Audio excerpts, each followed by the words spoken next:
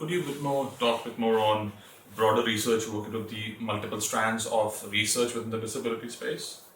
So the research that we looked at was about, we worked out the culture of group homes, then we tried to deliberately find really good group homes. Mm-hmm. So what did it look like when it worked really well? Mm-hmm. So we did a lot of work around that, very hard to find really good group homes. And then the work that I've been doing since 2009 with a bunch of organisations, and there's now 22 of them, is to look at every year the quality of the support that's provided, mm-hmm. and to benchmark that against some indicators of really good quality support, mm-hmm. that were developed in the UK, mm-hmm. by Jim Mansell, the person who we worked with.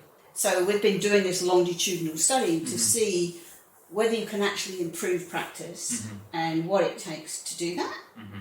And many people will say, oh, we don't have enough money, we don't have enough staff to do it. But what we demonstrated was that you can do really good practice and provide really good services for the same cost as you can provide really poor services. Mm-hmm. It's not to do with the resources, it's to do with the practice and the way you organise the resources that you've got, mm-hmm. and to do with the commitment and the values, mm-hmm. of the senior leaders in those organisations. Mm-hmm. Are they worried about practice as, mm-hmm. core business, or are they worried about all those other sort of shiny things, mm-hmm. that look good? So that work. The other second strand of work is about encounter. So it's the work that I've done with Elaine Wiesel from the University of Melbourne. And there used to be this notion that community inclusion, community participation was in this sense of normalisation. So it was about having friends without disabilities and doing valued things in the community that other people did. So there was this sort of set notion of what community participation was, and it was having these valued roles. And it sensed that you needed to have long-term relationships with other people without disabilities. And that was a complete failure. People didn't have relationships, mm-hmm. and for some reason it was really hard to help people form relationships because nobody quite knew how they could do it.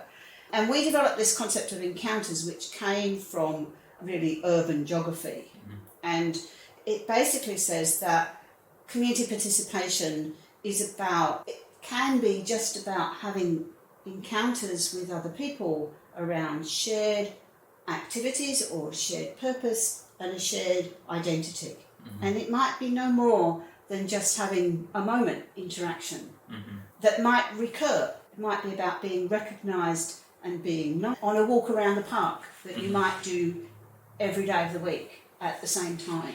And there might be other people in that park.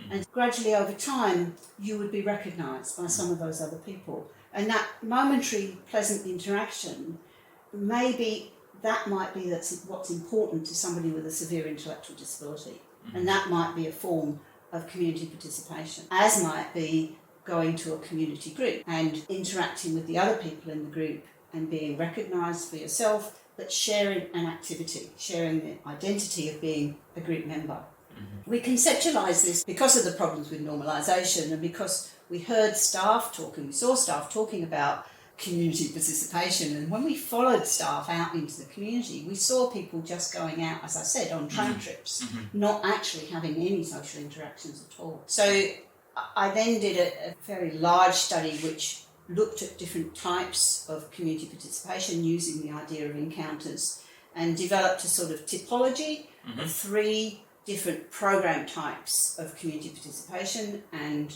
we developed from there program logics so that other people could look at the sort of logic of those programs and replicate and see how they worked. Mm-hmm. And basically it's about activities in a place with other people, mm-hmm.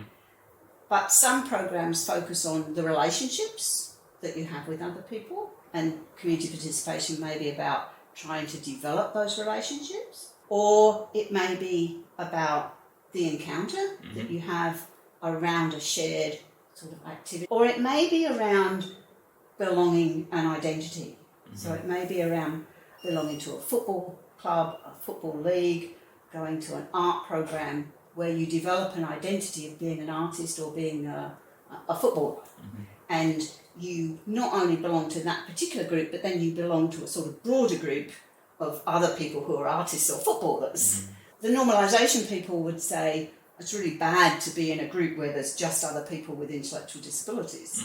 But actually, if you develop your identity in that group as an artist, and that's what you're interested in doing, then that provides you with a sort of avenue to then meet other people without intellectual disabilities who have similar interests. So there's many different ways of coming at community participation.